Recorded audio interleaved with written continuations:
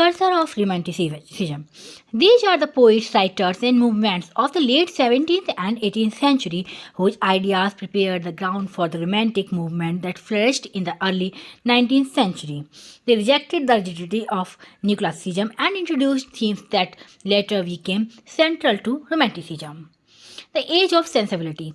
Also called pre-Romantic age, this period showed a shift from region to emotion, imagination, and individuality.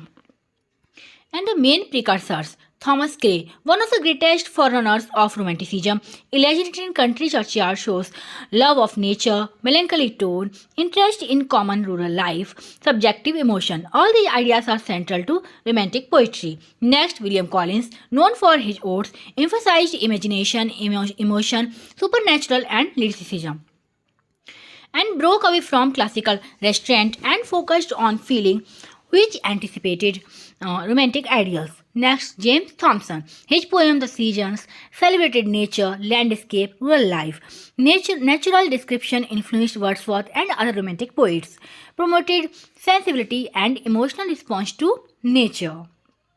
And next, Robert Burns, a Scottish national poet, wrote about common people, simple rural life, folk tradition, use of valid style and vernacular language, anticipated a romantic focus on common man.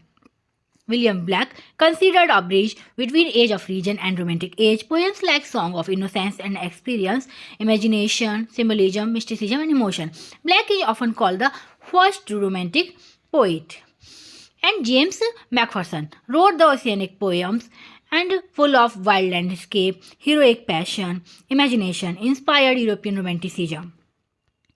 And Thomas Chatterton wrote medieval style poems. His fascination with medieval Gothic past and tragic life made him a romantic hero.